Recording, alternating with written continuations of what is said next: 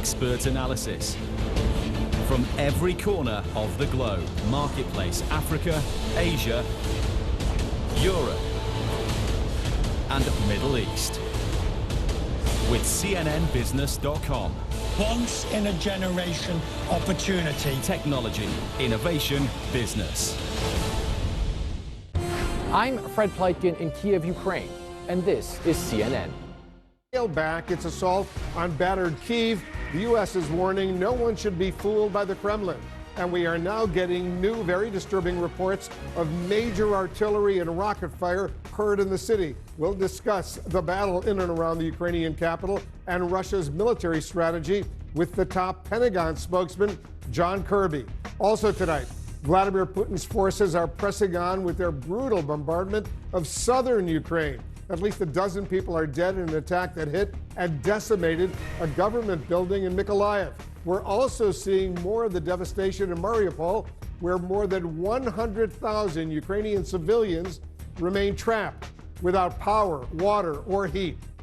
Our correspondents are standing by on the front lines in Ukraine with refugees in Poland and with top officials here in Washington. We want to welcome our viewers in the United States and around the world. I'm Wolf Blitzer. You're in the Situation Room.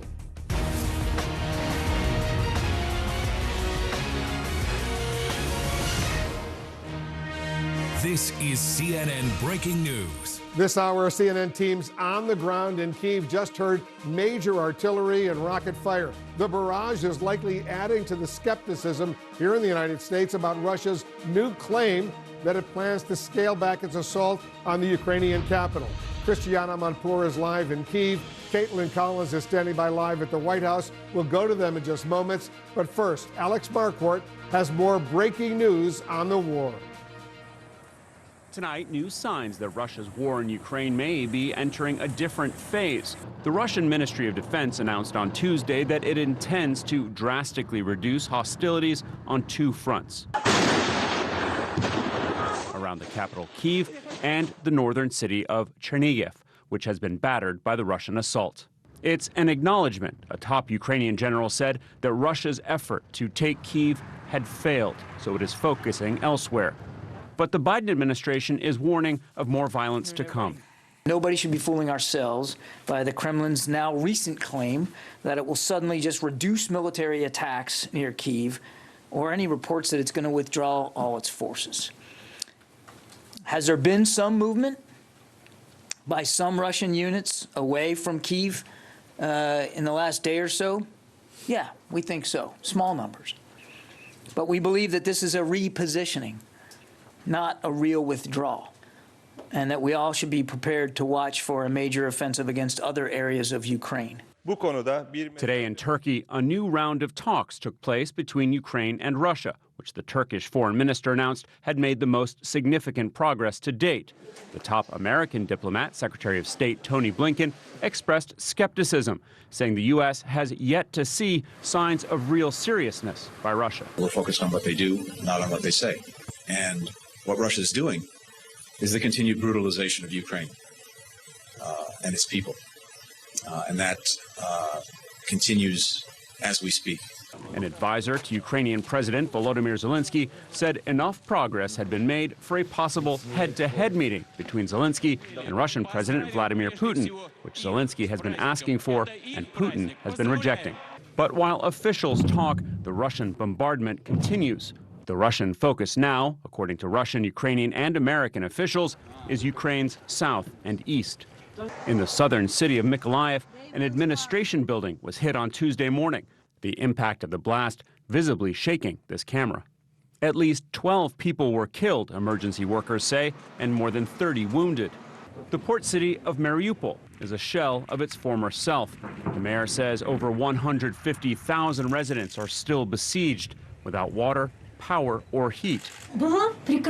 We had a beautiful life, just beautiful, this woman said. Now we have nothing, just nothing. Alex Marquardt, CNN, Washington. Thank you, Alex. Let's go live right now to the Ukrainian capital. CNN's chief international anchor, Christiane Amanpour, is on the scene for us. Christiane, you just heard major artillery and rocket fire, I understand, in Kyiv, where you are. How much progress could be made during these talks with Russia as their forces still bombard Ukraine every day. We're hearing those sirens going off. Yeah, you are. As if on cue, those air raid sirens from this side are going off, and they have been all day. And it has to be said that the Russians have said that whatever they plan to do, this does not amount to a ceasefire. And sure enough, there has not been a ceasefire. But what we have observed over the last few days is that this assault on Kyiv has been stalled. And we understand that the Russian forces were digging in places around Kyiv. So the truth is we have to wait and watch and see if there's any significant and meaningful movement away from this capital city. But even if there is, and you can again hear these sirens going off, even if there is movement away, the Russians have made it clear that that would just be a shifting, a repositioning, because their actual officials have said that they now want to concentrate on the east, on the Donbass region, which they already occupy. Now that would entail them trying to solidify that, trying to get the full land bridge, which includes Mariupol, in the south, and would explain why they are so heavily engaged there. And at the same time, these missile strikes are going to other places like Mariupol, as we said, and also Mykolaiv, what you just mentioned, that administrative building with so many people killed and injured today. Even in Lviv, in western Ukraine, there was some more strikes. So this kind of thing is bound to go on. But it is the first amount of progress that both sides report at the negotiating table. And we never see a cessation of hostilities until there is a final accord. But again, in this case, you really, really have to almost distrust and verify, Wolf. Yeah, those sirens are still going off. So, Christian, if you need to go downstairs to one of the bunkers, of course, do that right away. Obviously, we're all concerned. As you mentioned, the Russian assault on the southern part of Ukraine continued big time today. What's the latest there? Well, the latest is that it's really intense fighting, and particularly there, the most experienced Ukrainian combat units are said to be, because they have been engaged in this fight in the east for the last 8 years. It never let up. And what the Russians want is not just to keep hold of what they currently control, which is a small portion of what they call the Donbass and Luhansk area. They want the entire thing. So that might account for what they're saying in terms of movement. And in addition, you know, there's going to have to be some kind of negotiation over territory. The Ukrainians are not just going to give up, you know, that portion of east and south. It might take a long time around a negotiating table. They might have to, you know, agree to something that they then revisit in several years. But the other big issue from the Ukrainian side is, even if there was some kind of a ceasefire now, and the Russians have reduced their objectives, at least verbally, no more do you hear about demilitarization, denazification, regime change in Kiev. No more do you hear that. But what you want from the Ukrainian side is security guarantees, so that if ever they're threatened like this before, as a neutral country, as a non-nuclear country, they want guarantees from their allies, and that's going to be quite difficult to figure out. Christiane Amanpour, we'll get back to you. Don't go too far away. Stay safe over there. Also tonight, President Biden is taking a wait-and-see attitude about Russia's next moves in Kyiv. Let's go to our chief White House correspondent, Caitlin Collins. So, Caitlin, what's the latest? Well, Wolf, you can hear those sirens going off behind Christiane. That is a likely part of the reason why the White House has heavy skepticism of any Russian claims that there is any kind of scaling back of their military operations underway. And this is skepticism, Wolf, that stretches from the president to the Pentagon to the State Department, all raising concerns about whether or not Russia is actually conducting a withdrawal. They seem to think, Wolf, that's not happening. We'll see. I don't read anything into it until I see what their actions are. We'll see if they follow through on what they're suggesting. You can hear the president there reacting to these claims today. When a reporter asked him about it, he was very doubtful, Wolf. He had also just gotten off the phone with the leaders of France, Italy, Germany, and the United Kingdom. He said they maintained a consensus on that call about these claims, that they want to wait and see what it is that Russia actually does, not just what Russia actually says. And the president said that in the meantime, they are going to keep those sanctions in place. They are going to continue sending that military assistance to Ukraine. And you heard this very blunt language from the Pentagon today about what is behind this thinking, what's behind this skepticism, given, of course, Russia has lied about what they've been doing all along. They still won't even call this an invasion. And you heard the Pentagon say today, we believe they are repositioning that this is not a real withdrawal. So clearly, Wolf, they want to see stronger signs of de-escalation here at the White House before they go anywhere near believing that this is actually what Russia is pursuing. Absolutely. Caitlin Collins at the White House for us. Thank you very much. Just ahead, we're going to get a new U.S. assessment of Russia's true intentions in Kyiv and why the Kremlin is publicly claiming it has plans to scale back the war. I'll speak with the Pentagon spokesman, John Kirby.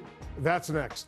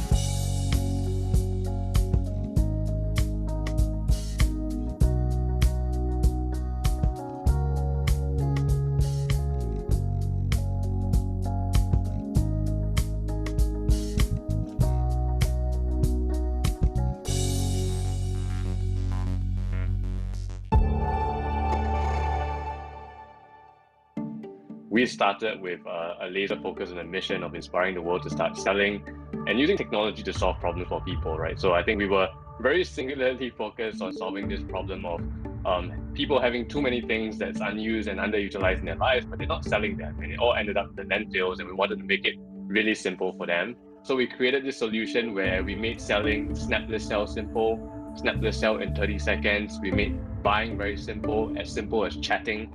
And that mobile-first solution really caught on with our audience.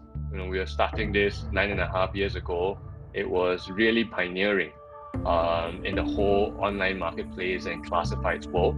But we think we got to constantly stay heads down focused on serving our users. As a technology and a product-centric company, we can't rest on our laurels, and we got to keep innovating.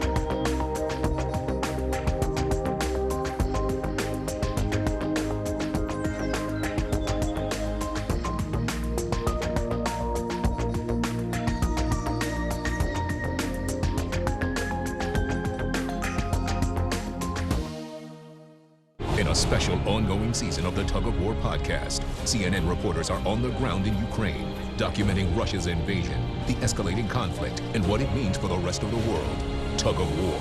Listen wherever you get your podcasts. We're back with the breaking news. We just heard air raid sirens blasting in Kyiv, the Ukrainian capital, amid a new barrage of artillery and rocket fire. This, as the United States is warning the world not to be fooled by Russia's new claims that it plans to scale back its assault on the Ukrainian capital. Just a few moments ago, we got an update from the Pentagon. And joining me now, Pentagon Press Secretary John Kirby. John, thanks for joining us. As you know, Russia claims it will, quote, and I'm quoting Russia now, drastically reduce hostilities around Kyiv. You say nobody should be fooled by what the Russians claim, but is this an admission that Russia simply cannot achieve one of its initial goals, namely capturing the Ukrainian capital? Yeah, we actually do believe that they have failed in that what we believe was their strategic objective to capture or to overtake and to occupy the capital city. Clearly, they have failed to do that. The Ukrainians have kept them out, pushed them back in some places, as a matter of fact. And so, yeah, we do believe that their failure to move on Kyiv, which was a goal of theirs, is driving some of this announcement today. But look, Wolf, we also said nobody should be fooled by this. We haven't seen a whole lot of movement by the Russians to leave Kyiv right now. We think this is more of a repositioning, probably to use troops elsewhere in Ukraine. Because you stressed earlier today that the threat to Kyiv, the capital, is not over by any means. Is that threat now from aerial bombardment? Or is there any scenario where you think Russia tries to regroup and relaunch a ground offensive to capture Kyiv? Right now, the city is still under the threat of airstrikes and bombardment. That's where most of the violence is now happening inside Kyiv. We believe that outside Kyiv, the Russians are in largely defensive positions. For the last several days, they have not moved closer to the city. Now, again, we'll see if what they say is true, that they're going to withdraw their forces. We'll see. We haven't seen that really of any note right now. But could they, with the forces that they still have arrayed against Kyiv, could they begin to try to advance? Yes, they have enough force out there that if they wanted to move forward, they could do that. That said, we continue to see the Ukrainians fight back. We believe that we would meet with a significant resistance if they tried. Yeah, so far the Ukrainians have been very impressive. You say the Pentagon is seeing, and you stress the word small numbers of Russian troops moving away from Kyiv. Is the suspicion these troops are repositioning to attack eastern Ukraine? Well, we believe that they are going to reposition. We're not convinced that this is a real withdrawal or retreat. Now, look, I mean, we'll see how this plays out over time. We can't tell where, if these troops are repositioned, exactly where they will go. We don't have insight into the Russian plan to that level of specificity. That said, Wolf, the Russians have said themselves that they're going to reprioritize the eastern part of the country, the Donbas region. So it follows that if they're going to reposition troops, that certainly would be one place that we would look for them to do that. The top U.S. general in Europe, General Todd Walters, told Congress today he believes Ukraine can stall the Russian offensives in the east the same way they did around Kyiv, but stopped short of saying Ukraine could push back the Russians completely. What do you expect from this new phase as this war drags on? It's going to largely depend on what the Russians mean by reprioritizing the Donbas and the east. How much reinforcement do they add there? How aggressive, how offensive in terms of their operations are they going to be? Now, we have seen just in recent days, Wolf, that they have picked up the pace of offensive operations in the Donbas. We've also seen some indications that they're looking at reinforcing their powers there, their forces, their units there. So we're going to watch this closely, but I agree with General Walters. The Ukrainians have proven very adept at pushing back the Russians, at stalling their efforts to gain ground and then actually retaking some of that ground. What remains to be seen what happens in the Donbas. We believe that one of the goals of the Russians is to sort of pinch off the Donbas area and to try to hold and fix Ukrainian armed forces there so that they can't come to the aid of their colleagues further west in the country. The General Walters, also admitted there could be a gap in U.S. intelligence that led the U.S. to overestimate Russia's capability and underestimate Ukraine. Did the U.S. ever expect that 6 weeks into this brutal war, Ukraine would be launching counteroffensives and regaining control of key cities? It's a terrific thing to see that the Ukrainians are fighting so bravely and so skillfully with the security assistance that so many countries have given them, with the training that the United States and other allies have given them over the last 8 years. It's clear that the Russians overestimated their ability to maneuver, their ability to fuel and to feed and to keep their forces in the field effectively, and they underestimated the ability of the Ukrainians to fight back as skillfully as they have. I think to some degree we've all noticed that the Ukrainians have been much more effective than I think anyone thought that they would be. Yeah, it's really been a very, very impressive surprise. The Pentagon Press Secretary John Kirby, thanks so much for joining us. You bet. Glad to be with you. The breaking news continues next. We'll go live to Poland for the latest on the refugee crisis. Mothers and children now facing long lines to be processed as they face an uncertain future. When you invest in people, you give them the opportunity to be more. With up to 20 million young people joining the African workforce each year, empowering the next generation has never been more important. Access Bank's Project LEAD has equipped over 90,000 students with leadership training. And our Pitchathon scheme invests in female entrepreneurs, helping them realize their vision. Access. More than banking. Today we live in an unpredictable environment and news races around the world at breakneck speed. Our engine continues, our impetus, our momentum. My show brings you the latest news and top news makers. Give me the facts on voter fraud. There has never been a moment where voter fraud has affected the outcome of an election. And we also dive below the headlines to explore vital issues impacting our lives. Normally this theatre would be filled with people and art and debate and energy, and so now we have to rely on the two of us. How interesting is it to be Tyler Mitchell today? It's crucial we make sense of what's happening. There seems to be some confusion that maybe you can clear up. Where are the US forces in Syria going? And fully understand what's at stake. What's happening now in the world is a great thing because people are talking about subjects they never did before. Amanpour, tonight on CNN. The world's biggest business stories in one place. Expert analysis from every corner of the globe. Marketplace, Africa, Asia, Europe, and Middle East. With CNNBusiness.com. Once in a generation opportunity. Technology, innovation, business. This is CNN. More people get their news from CNN than any other news source. You can help the refugees from Ukraine.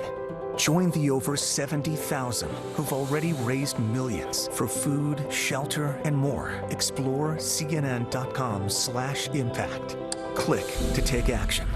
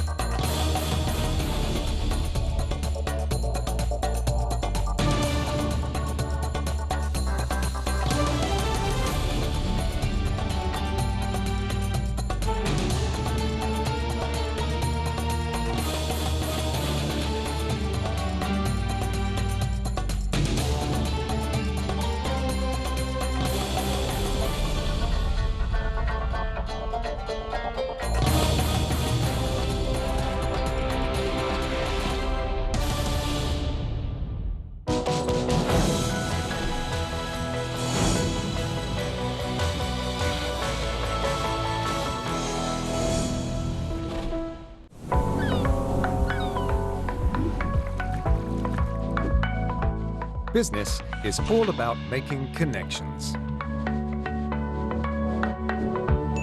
But some connections are easier to make than others. With a CNN partner hotel, the world is always at your fingertips. CNN Partner Hotels, connected to your world.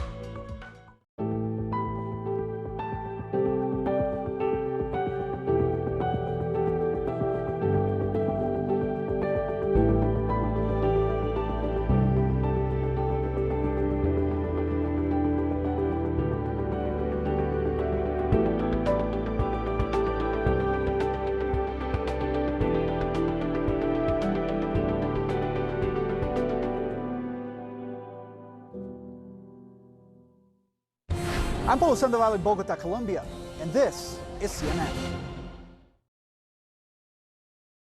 We're following the breaking news tonight. The number of people fleeing Russia's invasion of Ukraine is nearing 4 million. More than half are in Poland right now. They're safe from the fighting, but facing new challenges and an uncertain future. CNN's Kyung La is in Warsaw for us.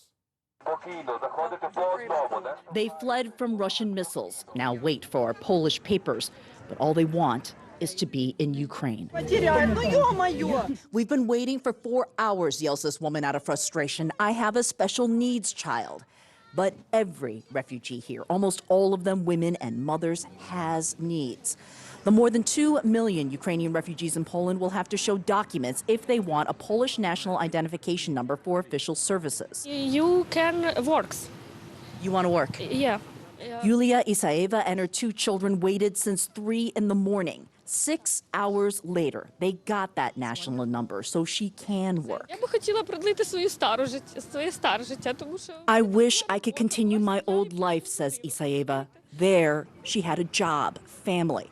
Her husband now fights in the war. It was taken away, she says of her life.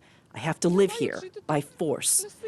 While she's grateful to build a safe life in Poland for her children, I want to go to Ukraine, she says. You hear the story repeated again and again from the women pulled from their lives, stuck in a purgatory of passing time while a war rages at home.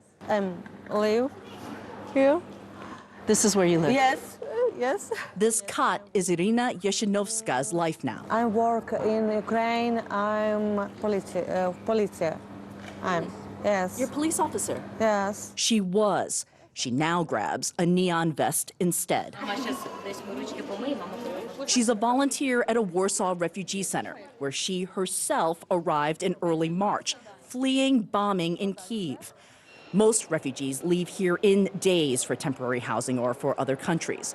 But it's been a month and she refuses to, unless it's to go home to her life in Kyiv, where her brothers are on the front lines. Do you think you'll see them again?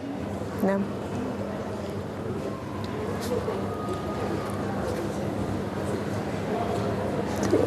Yes, she says. They talk twice a week at most.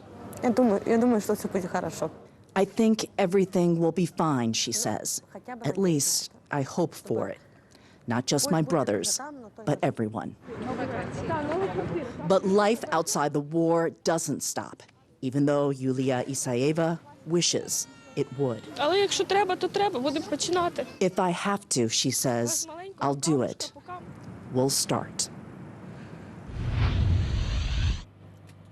The extraordinary thing is, in talking to these refugees, they honestly believe that this temporary life that they're building is just that, temporary. They see the news images that you're playing on your show, Wolf. They hear the news. They explain this and digest it with their children, yet they still believe they're going to be able to go back to Ukraine, sometimes to destroy towns, and pick up where life paused. Wolf? I certainly hope that happens. These are truly heartbreaking stories. Kyung La in Warsaw for us. Thank you very, very much. Let's discuss what's going on with the UNICEF spokesman, James Elder. James, thanks so much for joining us. Tell us what conditions are like right now for Ukrainian refugees where you are. You're in Lviv. Tell us what they're like. Look, Wolf, unfortunately, I mean, things are still vicious here in Ukraine. I wish I had better news. But, you know, just a few hours ago, just before curfew started, I was at the hospital here, the Children's Hospital, sitting with a young girl who'd been shot, you know, who had, in the last day or two, trying to get out of Kiev with her father, with her mother, shot in the leg. This young girl, Katya, her father shot in the hand. Luckily, they were rescued by Ukrainian medics, but she's not in a good way. As I left the hospital, went through a bunker because we had to go again, the air raid sirens and the stress, the strain, pregnant mums, children in wheelchairs in a bunker, mums breastfeeding, a good hospital above them, Wolf, but everyone far too terrified to be there because incredulously, you know, hospitals and medical centers seem to be continuously targeted in this country. It's really, really so awful. These folks, they must be exhausted, the ones you're meeting with after more than a month of war. What's the cumulative effect, James, of all of this trauma, especially on the kids? Yeah, they really are. It's cumulative is dead right. Look, the children, it's a strain that is sort of building up to a point now where I've seen them in temporary little classrooms of just kids who are shut down, children who will cry out of nothing, children who are well aware of, what's going on with parents. There's things that UNICEF does here, and they do make a difference. Online learning, we have a lot of that, whether it's classrooms or songs or folk tales. We've got volunteers living in bunkers where children live, like in Kharkiv, the second city, in the train station, just being with children all night. Again, songs, games, anything. So there are real things we can do, but we're so concerned as well about those areas we can't reach, those areas where children remain under siege and where humanitarian workers can't get to. So I'm really pleased that UNICEF, whether it's counsellors for those kids who've been under fire or medical services to mums having babies in bunkers, but there's still these cities, Wolf, that are under siege and being suffocated, and they keep us awake at night. I know you've been speaking with these refugees since shortly after the war began. As this invasion drags on and on, what gives them hope that one day, God willing, they'll be able to return to their homes? Yeah, just the love of this place. I mean, I don't want to sound cliched, but I've heard this comment from dozens of people. Their dream is, as your correspondent said there in Poland, either to be back in Ukraine or just to stay here. I mean, the other 2 to 3 days ago, I sat with a pregnant woman having twins, her first children, so she's about to go to an instant family. And she was a travel agent, so she travels to other countries all the time. And I said, so you're going to, go to Poland and have these children in safety? She said, no, I don't want to go anywhere. This is my home. It's my dream for my children to live here, even though her grandparents are in another city, her husband's in another city. It's this mentality, this passion for this new nation, relatively new, I say, given when they got independence. And it's their dream to be here. Whether they're in Poland, it's their dream to come back, for their children to be in playgrounds, in schools again here, with grandparents here, or for those mums and families to stay here and to stay, of course, with husbands and fathers. The UNICEF spokesman, James Elder, thanks so much for what you're doing. Thanks for what UNICEF and all your teams are doing. We are all so very, very grateful. Appreciate it very much. For information, by the way, on how you, our viewers, can help humanitarian efforts in Ukraine, go to cnn.com/impact and help impact your world. There's more breaking news coming up next. The strike on a government building kills at least a dozen people in a key city. We have new video. We'll go back there live to Ukraine. That's next. This is the result of one single blast. 3.3 million Ukrainians have now fled this country. You don't have to go far to find a family who has been displaced. We just heard an air raid siren ring out. We run down for cover. It is hard to imagine life returning here. In Kiev, Dnipro, Poland. This is CNN.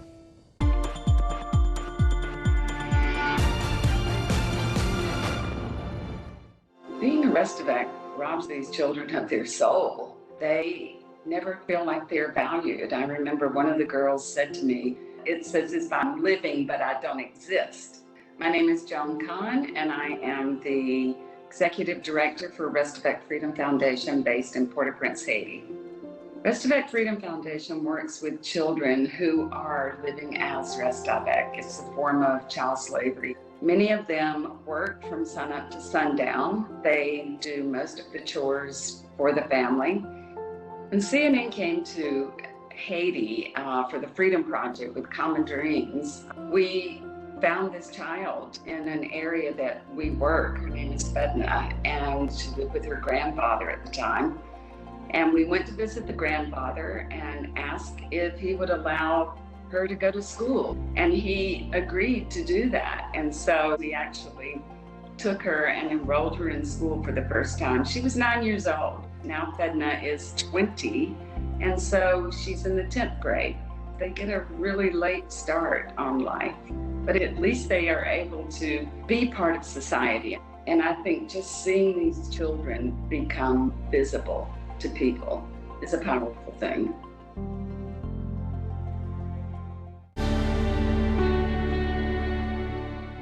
When you're feeling frazzled, you might crave something sweet, but foods high in sugar could stress your body even more by raising your blood glucose levels. So instead of a candy bar, try snacking on cashews or roasted almonds. Cashews are rich in zinc, which is linked to lowered anxiety, and almonds are a source of B vitamins, which play a role in maintaining your mood. If stress leaves you feeling tired, pass on coffee, soda, and energy drinks. Caffeine can actually increase levels of the stress hormone cortisol. So consider a calming, caffeine-free herbal tea, like chamomile, passion flower, or mint. One study found tea could help lower cortisol levels. But your best defense against stress eating may not be at mealtime, but bedtime. Some studies suggest getting enough sleep makes you less likely to make unhealthy food choices when you're stressed out.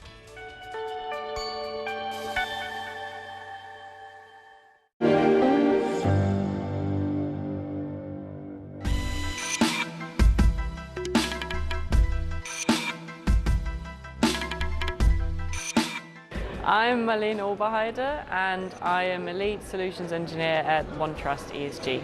What's really great about leaders coming together at events like this is that you can really have that conversation amongst peers. You can learn from each other's expertise. And at the end of the day, sustainability, to me at least, shouldn't be a competition between companies. It is about collaborating. It is about working together to be more sustainable, to reduce our carbon footprint, to achieve the targets that we need to achieve as society at large. And therefore, having events like this, having this exchange, having discussions, and learning most of all is very, very valuable, and it's great to be back face to face after COVID as well and be able to look each other in the eye and have those important conversations.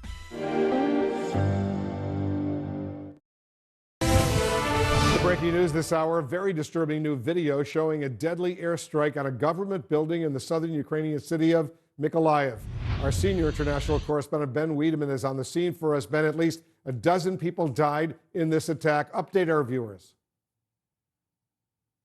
Yeah, this was an attack, Wolf, that took place at 8:45 this morning, local time, on the regional governor's headquarters, a very large building at the heart of this city, in an area with many residential buildings around it. A missile or bomb slammed into that building, basically creating a massive hole. The latest we have is that 12 people, at least 12 people, were killed, at least 33 people injured. Now, it looked like it was almost a direct strike on the governor's office. However, he said on his Telegram channel that the reason why he wasn't in the office was that he had slept late. Now, we were in the area afterwards, and in I don't know how many dozens, hundreds of windows were shattered as a result of that explosion. Security was very tight around the governor's headquarters, and this is a strike that I think shocked people here, because the impression was that even though, for instance, this evening we heard air raid sirens, we heard what sounded like heavy bombardment on the outskirts of the city, the Russian forces have been largely pushed back from this city, and we've seen in recent days life slowly beginning to get back to normal. And the other day we were in a supermarket, which was not only full of people, surprisingly full of products as well. So as life seemed to be going back to normal, this strike this morning was a huge shock for the people in this city. Wolf? It certainly was. Ben Wiedemann in Mykolaiv. Be careful over there. Thank you very, very much. There's more news we're following right now, including official White House records from the day of the Capitol insurrection, which now show a gap of more than 7 hours in phone calls placed to or from the former president, Donald Trump. Our senior legal affairs correspondent, Paula Reed, is working the story for us. Paula, CNN first reported this big gap in the Trump phone records a month ago, but what more are we learning tonight? Well, Wolf, we've learned that the House Select Committee is now investigating that gap in the White House phone records on January 6th and whether former President Trump tried to use back channels to conceal who he was speaking with as the Capitol was under attack. Now, as you noted, CNN previously reported that the records turned over to the committee show no calls to or from Trump for several hours during the insurrection. Today, the Washington Post reporting that gap stretched for just over 7.5 hours. Now, sources have previously told CNN that Trump had a habit of asking aides to call certain people for him, and that the use of private cell phones was common in the Trump White House, and that those calls were rarely tracked or recorded. Now, all of these revelations will adding to the pressure on Attorney General Merrick Garland to pursue investigations or even bring charges against Trump or his allies. Last night, members of the 1-6 committee vented their frustrations with Garland because the Department of Justice still has not acted on the House's criminal contempt referral against former Trump White House Chief of Staff Mark Meadows. Now the full House will vote on the committee's new recommendation to refer 2 more top Trump advisors who are refusing to cooperate, Peter Navarro and Dan Scavino. Now, one committee member directly calling on Garland to, quote, do his job so they can do theirs. Wolf? All right, Paula, thank you very much for that update. Paula Reed reporting. There's more breaking news just ahead. We're going to take a closer look at the reality of life in Kyiv right now, even as Russia claims it's scaling back its deadly offensive. And growing fallout for Will Smith following the violent Oscars outburst. Stay with us. I'm Will Ripley in Taipei, Taiwan, and this is CNN.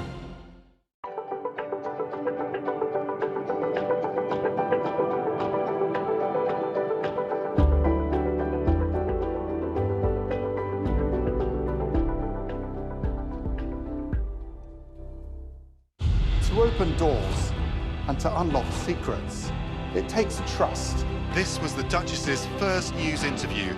Trust that you'll be accurate and you'll be fair. It was an unprecedented move, very eerie. All the roads have been closed off.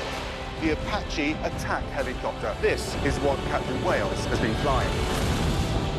Do you want talks with them? Huge amounts of police support. Rare access indeed. That's what it's all about. Max Foster, CNN.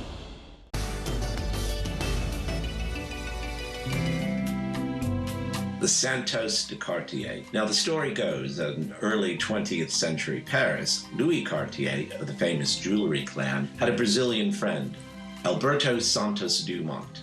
Santos Dumont was one of the pioneers of aviation, but Louis Cartier often heard him complain about the fact that checking your time when you were flying one of the planes of those days, for which you needed both hands, was very difficult when all you have is a pocket watch. So after a while, Louis Cartier presents Santos Dumont with one of the first ever purpose-built wristwatches. And that watch has come down to us as the Santos de Cartier. If you look at this watch, with its squarish profiles, with its exposed screws, what you see are the skills of a master jeweler transferred to watchmaking.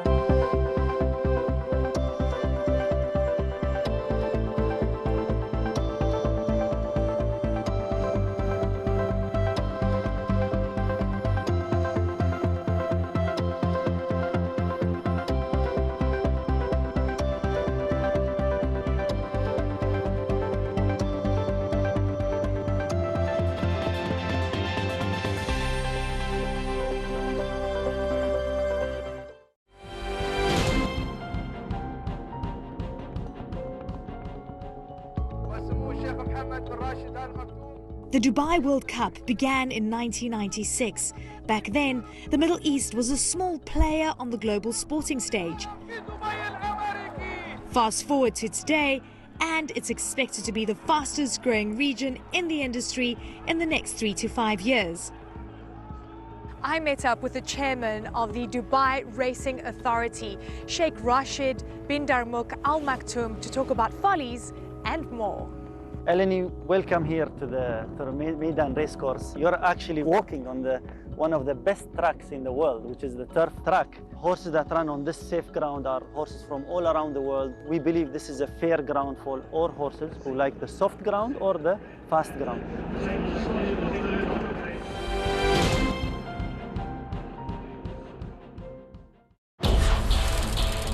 Have you been bitten by the bug of curiosity? This is CNN 10. My name is Carl Azus. I'll be your explainer-in-chief.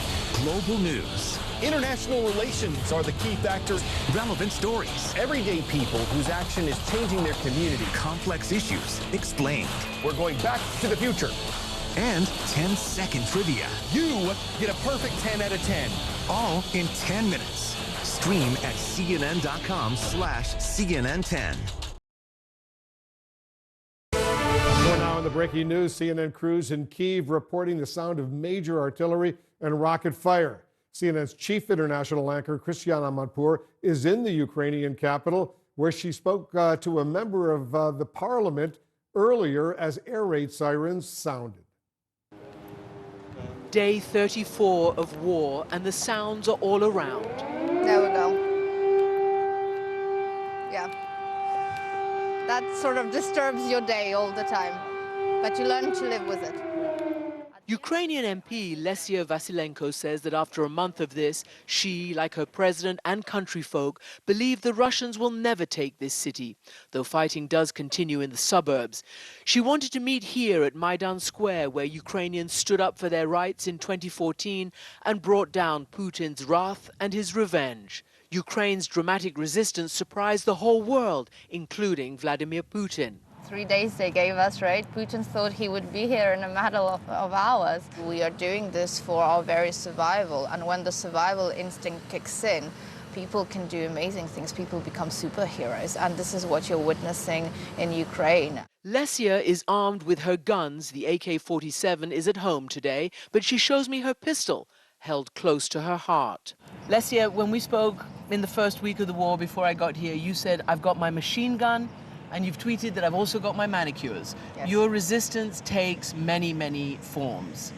And you're actually carrying your pistol right now. I am. I do have my PM with me, and I carry it actually with me all the time. And did you ever imagine in your life that as an MP in 2022 in Ukraine, you'd be forced to carry a gun around? No, never, never. I'm actually very much anti-gun, and this gun caused a lot of problems for me because in order to recharge it, you have to sort of like do this thing, and with the nails, I had very nice, beautiful, long nails. It was impossible to do so. They had to all come off. And just so people are clear, the idea of beauty, self-maintenance, is also resistance. Yes, all jokes aside, it's an important element for all women who are fighting alongside the manfolk here. The women still want to be beautiful. They still want to have dignity as women. And to be human. And to be human. He basically said, Putin, that Ukraine doesn't exist as a nation. You don't exist as a people. And we say to him, life goes on, we carry on living. Your war, you're fighting against us is in the background now, and we'll go on fighting it for as long as we have to, but we will go on living at the same time. She is still an MP. Parliament is still passing laws. And since an army marches on its stomach, this too is their fight, their war effort. And so the ordinary becomes extraordinary, peeling carrots as if they were stacking up bullets. This trendy brunch and bar has turned into a wartime canteen, chopping onions in a frenzy of efficiency and purpose. Do you feel you're going to win? Of course. We must destroy the Russian army. You said you must destroy the Russian army? Yeah. And so they help turn out 600 meals a day and counting for the army and territorial defense, for hospitals and shelters. Outside, Lesia shows me the pictures of her 3 young children, who she's had to send away for their safety. This is my baby from this morning. Wow. This is my youngest. How old? She's going to be 10 months in just a couple of days. Wow. On the first That must be painful to be without her. It is, and she's sort of looking at you like, really, Mommy? Really? You're going to be away from me? Staying on the front lines with this struggle comes at a huge personal cost, but Lesia has no doubts. I am where I have to be. I mean, things happen for a reason. I'm a firm believer in that. There's a reason why I was elected in 2019. We have a task, we have a duty, and we will complete it, and then we will see where life takes us. Christiane Amanpour, CNN, Kyiv. Thank you, Christiane. Just ahead, a new green light for many older Americans to get a second COVID booster shot. And growing fallout over Will Smith's now infamous Oscar slap.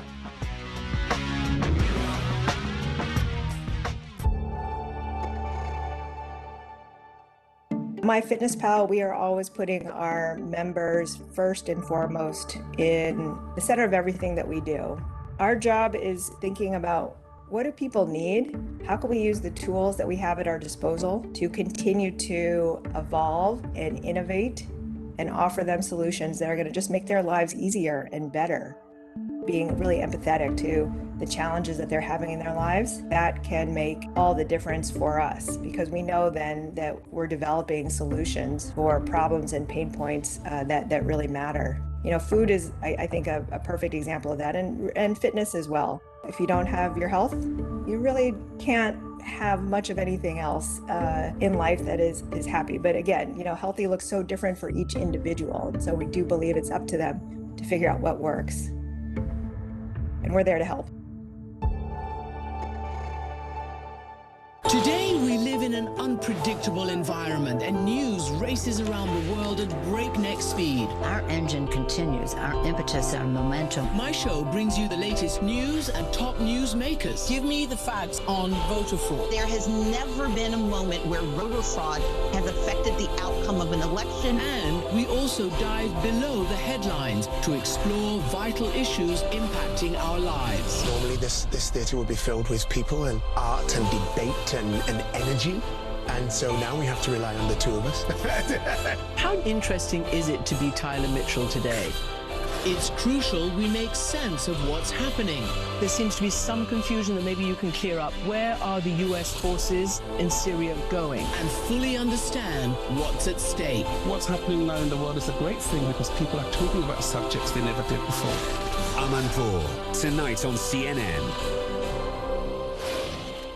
This is CNN. More people get their news from CNN than any other news source. In a special ongoing season of the Tug of War podcast, CNN reporters are on the ground in Ukraine, documenting Russia's invasion, the escalating conflict, and what it means for the rest of the world. Tug of War. Listen wherever you get your podcasts.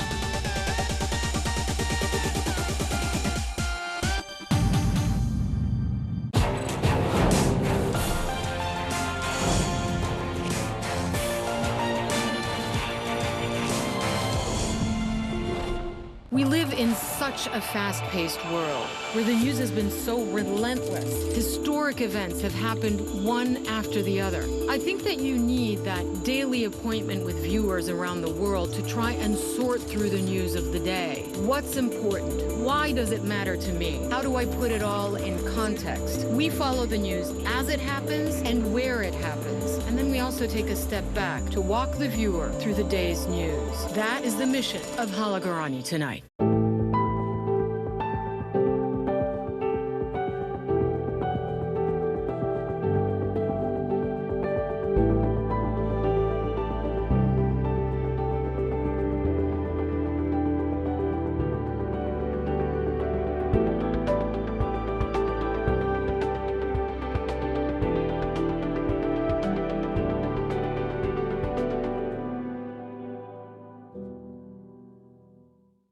I'm Matt Rivers in Ciudad Acuña along the U.S.-Mexico border.